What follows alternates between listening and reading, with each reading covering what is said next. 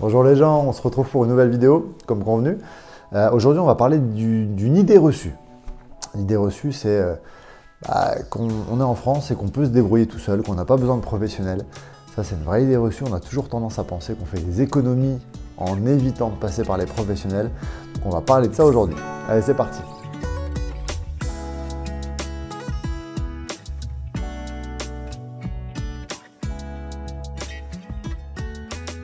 Donc on va aborder ce sujet autour de différents axes. Les professionnels de l'immobilier, donc conseillers immobiliers, etc. Les artisans, les courtiers bancaires, prêts bancaires, courtiers travaux, etc. Bref, les différents intermédiaires que vous pourriez rencontrer dans vos projets immobiliers. Donc premier point, on a une fâcheuse tendance en tant que Français à penser qu'on sait tout faire tout seul. On sait poser notre parquet, donc on pose notre parquet tout seul, on fait nos vidanges tout seul. Tout ce qu'on peut faire tout seul, on essaie de le faire tout seul. Alors c'est bien, sauf qu'il y a des professionnels pour ça. Il y a des gens qui sont formés, qui sont compétents pour ça. Et en France, on a énormément de mal à payer pour un service, chose qui est assez différente dans d'autres secteurs, dans des pays anglo-saxons par exemple. Ils ont moins de difficultés à payer pour un service. Chez nous, c'est un peu compliqué. Donc on a tendance à penser qu'on fait des économies en essayant de se débrouiller tout seul. Or, on se rend compte dans les faits qu'il y a souvent une perte d'argent quand on essaie de se débrouiller tout seul sur certains points. Les gens ne savent pas forcément négocier, on ne sait pas forcément négocier, ce n'est pas forcément notre métier, on n'est pas forcément apte et capable à faire ça. Donc, je ne sais pas, pour X raisons, on va essayer d'acheter un bien, on ne va pas savoir le négocier correctement. Et en fait, à l'arrivée, on va le payer plus cher que si on avait payé des frais d'agence, par exemple, et que la négociation avait été faite par un professionnel. Donc déjà, c'est une idée reçue de croire que juste parce qu'on passe par un professionnel, on va perdre de l'argent plutôt que d'en gagner. Donc ça, faut se retirer ça de la tête. Un autre point, un vendeur, donc là j'ai parlé de la partie acheteur. Le vendeur ne sait pas forcément vendre. Il va parfois trop parler ou pas assez. Il va dire des choses qui peuvent être nuisibles pour la vente de son bien. Il peut casser sa vente même, parce qu'il va dire des choses qui ne sont pas forcément bonnes ou pas judicieuses, ou qu'il va mettre trop d'affect dans son argumentaire. En fait, il peut tout à fait casser sa vente. Ça peut être un vrai problème pour lui. Le professionnel est une personne extérieure qui est censée être objective sur le projet et sur la vente, etc. Il ne mettra pas d'affect, donc il utilisera des faits concrets, des faits patents, des choses vérifiables, des critères précis en fonction des demandes et des desiderata des clients, là où le vendeur restera dans son rôle de vendeur. C'est sa maison, c'est son appartement, j'ai vécu 30 ans dedans, mes enfants sont nés dedans, j'ai tout refait dedans, etc. Je mets énormément d'affect. Et ça, c'est pas bon. Donc, c'est ça aussi l'intérêt de passer par un professionnel. Retirer ce côté affectif. Autre élément essentiel quand on est toujours client, donc acheteur là par exemple, c'est quand on est acheteur, on a une vision du marché qui se limite à ce qu'on a pu visiter, à ce qu'on a pu voir. Des annonces sur Internet éventuellement, des visites qu'on a pu faire. Mais allez, en règle générale, ça se limite à quoi? 5, 10, peut-être 15 biens différents qu'on aurait pu visiter dans notre démarche d'achat, ce qui est limité par rapport au marché global. Le professionnel a cette vision globale, donc ça change énormément de choses. Il a vu beaucoup plus de choses que vous. Donc il est plus à même de savoir ce qui existe sur le marché, ce qu'on peut trouver, ce qui est au bon prix ou ce qui n'est pas au bon prix. D'accord? Vous verrez dans certains cas de figure, si vous êtes accompagné par des professionnels, que sur certains biens, il y aura des marges de négociation qui seront légitimes, qui seront justifiées parce que ou c'est trop cher, ou il y a un projet particulier du vendeur qui fait qu'il y a une marge de négociation supplémentaire. Et sur d'autres biens, parce que c'est au bon prix, il n'y a pas forcément besoin de négocier. Ça, c'est pareil, c'est très humain ou très français, je ne sais pas, mais négocier pour négocier, pas forcément. Ça dépend si le bien est à sa réelle valeur ou non. D'accord? Le professionnel pourra vous informer de ça. C'est son rôle de vous dire ça. Donc là, on a vu la partie conseil immobilier, accompagnement sur une démarche d'achat, mais le professionnel ne s'arrête pas à ça. Il y a d'autres domaines dans lesquels on va avoir besoin d'un professionnel. Par exemple, le prêt bancaire, le financement. On se dit, allez, je prends mon dossier, je prépare mon dossier bancaire et puis je fais le tour des banques. Ok, super, pas de problème. Sauf que les banques, elles ne vous connaissent pas forcément. Elles ne vous offriront pas forcément les meilleures conditions dès le départ parce que justement, elles ne vous connaissent pas. Vous allez devoir constituer un dossier par banque. Alors, je ne vous raconte pas le temps que ça va prendre, sachant que quand vous calez un rendez-vous à la banque, ça peut prendre du temps. Ça peut prendre parfois 10, 15 jours, 3 semaines pour avoir son rendez-vous à la banque. Donc ça peut mettre du temps. Donc ça, c'est un vrai problème. En plus de ça, les banques vous proposeront des assurances de prêt. Donc il y a le prêt et il y a l'assurance. C'est deux choses distinctes. Le prêt, ok, ils vont vous faire un taux sympa. Ça, moi, aujourd'hui, sur 20 ou 25 ans, ils vont vous faire du 1,10, du 1,20, allez, hors assurance. Et c'est là où il faut faire attention. Donc hors assurance. Et là, évidemment, ils vont vous proposer leur assurance. Ils ne vont pas aller vous proposer l'assurance du voisin. Donc, ils vont vous proposer leur assurance bancaire. Sauf que les banques, l'assurance, ce n'est pas leur métier à la base. Les assurances, c'est un travail d'assureur et non pas de banquier. Donc, ils sont très mal placés sur les taux d'assurance. Donc, vous aurez peut-être un taux à 1,20, par exemple, mais vous aurez 0,30, 0,40, 0,50 d'assurance derrière. Et ça va venir vous manger tout l'intérêt d'un taux de prêt qui est bas à cause de ces assurances-là. Le courtier bancaire, lui, en l'occurrence, peut faire ce qu'on appelle de la délégation d'assurance. Donc, il va vous faire le prêt d'un côté et, en parallèle, il va vous monter un dossier d'assurance chez un assureur. Et là, à ce moment-là, on sera beaucoup mieux placé en termes de tarifs. Donc, on va garder notre 1,20 par exemple, ou même 1,10. Il va négocier, d'accord? Il va négocier son taux. Donc, on va avoir du 1,10 ou du 1,20, peu importe. Et là, à ce moment-là, il va aller chercher chez un assureur, une assurance assureur, et là, on va être à 0,12, 0,15. Donc ça fait quand même une différence. Mine de rien, ça fait presque entre 50 et 60% de diminution si vous aviez pris l'assurance bancaire fournie par la banque. Donc cette délégation d'assurance sur 20-25 ans, ça a un réel impact. Il ne faut pas le négliger. C'est très important.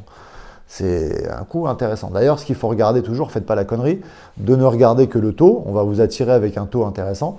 Il faut regarder le TEG. Donc c'est le taux global, taux effectif global. Qu'est-ce que vous allez réellement payer? Qu'est-ce que ça va vraiment vous coûter? C'est ça qu'il faut regarder. Pas uniquement notre taux sur 1,10, 1,20 ou 0,75. Ça, on s'en fout. Il faut regarder le TEG. Vraiment ce que ça vous coûte vraiment. En plus de ça, le courtier bancaire, en plus de faire de la délégation d'assurance, il va connaître les différents taux pratiqués par agence bancaire, par organisme financier. Donc là, il va vous dire par exemple, en ce moment, on est en janvier, et bien en janvier, c'est telle banque qui est la mieux placée. En décembre, ce sera une autre banque. De tel mois à tel mois, ça va être une autre banque. En fait, ils connaissent les banques les mieux placées au moment du projet. Et parce que les banques ne sont pas forcément identiques ou intéressantes au même moment. Il y a des moments où elles sont totalement à la ramasse, où il y a des banques qui vont être à la traîne parce que leurs conditions d'octroi de prêt ne sont pas intéressantes, leurs offres ne sont pas intéressantes, et d'autres seront intéressantes à ce moment-là. Et parfois, ça s'inverse. Donc, il faut connaître ce marché-là. Or, vous, quand vous démarchez, vous ne connaissez pas ce marché-là. Tout seul, avec vos petits papiers, vous faites le tour de toutes les agences bancaires, vous ne connaissez pas les conditions de chacune de ces agences. Le courtier a une vision globale. Ok? Ça, c'est vraiment essentiel de s'adresser à des gens qui ont une vision globale du marché. Dernier point très important, c'est les artisans, c'est les travaux. Souvent, alors, on parle parfois de gens qui bricolent eux-mêmes, il y a des gens qui savent très bien faire des choses eux-mêmes, pas de souci. Attention quand même à un point essentiel. Quand c'est des petits travaux, pas de problème. Quand c'est des travaux qui sont soumis à des garanties décennales, là où il y a une réelle responsabilité, par exemple travaux d'électricité, travaux de fondation, de grosses œuvres, des huisseries par exemple, des fenêtres, etc. Faites en sorte qu'il y ait des garanties décennales. Il y a des travaux sur lesquels il ne faut pas négliger. En cas de revente, il vaut mieux avoir des factures et des garanties décennales que de dire bah non, je me suis démerdé tout seul, c'est moi qui ai bricolé ça le week-end. C'est pas forcément bon et c'est pas un argument à la vente. Donc ça, on fait attention. Mais donc voilà, passez par des artisans. En plus du fait que ce soit leur travail, donc vous aurez une garantie de normalement, hein, sauf si vous passez par un bras cassé, on va y venir. Mais normalement, vous êtes censé passer par des gens qui savent travailler et à ce moment-là, en plus d'avoir une économie de temps, parce que vous n'allez pas passer de temps sur le projet, hein, c'est l'artisan qui va bosser pendant que vous irez gagner de l'argent ailleurs pour pouvoir le payer. Donc c'est l'artisan qui va travailler, donc vous libérez du temps. Et en plus de ça, il va être tout à fait à même de vous conseiller sur des éventuelles erreurs que vous auriez pu faire. Donc ça, c'est pas négligeable non plus. Il y a aussi un devoir de conseil chez l'artisan. Il peut tout à fait vous dire, bah, ça c'est pas bon, ça c'est bon, moi je te conseille de faire ça, etc. Et en plus de ça, s'il y a une facture, les travaux qui auront été effectués sont garantis. Donc en cas de revente ou en cas de pépin, vous savez vers qui vous retournez. C'est toujours pareil, il faut que la société soit toujours existante, il faut que l'artisan soit toujours en exercice. Si le mec a fermé la boîte et s'est barré aux Bahamas, ça va être compliqué de lui demander quoi que ce soit, mais vous avez normalement une garantie décennale, il doit vous fournir sa garantie décennale, surtout très important, quand on fait des travaux, demandez votre garantie décennale aux artisans avant le démarrage du chantier, ça c'est essentiel. Voilà, si vous avez les documents de l'assurance, vous pouvez toujours appeler l'assurance et vous pourrez obtenir quelque chose. Si vous n'avez rien, ça va être compliqué. Courtier en travaux. Le courtier en travaux, il sert à quoi? Le courtier en travaux, il va vous permettre de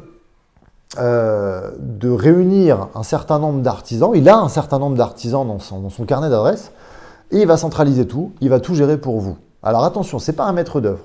On différencie quand même un courtier en travaux d'une maîtrise d'œuvre. C'est deux choses distinctes. Mais le courtier en travaux va réunir dans son carnet d'adresses des artisans, fournir votre dossier à ces artisans, ils vont pouvoir vous éditer un chiffrage et tout sera centralisé auprès de la même personne.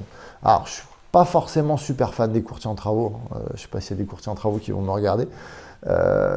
Parfois, le tarif n'est pas forcément justifié et ils ont tendance à ajouter une louche sur le devis qui peut être parfois rédhibitoire sur certains projets, mais ils sont quand même là pour vous aider et ils ont quand même un conseil à vous apporter. Après, sur les artisans, moi je vous conseille aussi d'essayer. Quand vous n'avez pas de carnet d'adresse d'artisan, quand vous ne connaissez personne, quand vous n'avez aucun ami qui a des connaissances, je vous invite à essayer. Donc vous faites appel à un artisan que vous trouvez sur internet par exemple, vous le faites venir et vous essayez de voir qu'est-ce qu'il vous propose, est-ce qu'il a un langage professionnel, est-ce qu'il a des idées, est-ce qu'il est de bons conseils ou pas. Ça ne veut pas forcément dire que dans la mise en œuvre, il sera bon, mais en l'occurrence, si vous n'avez aucune source, aucune recommandation particulière, ça va être compliqué de vous faire une idée. Donc, il faudra forcément le tester.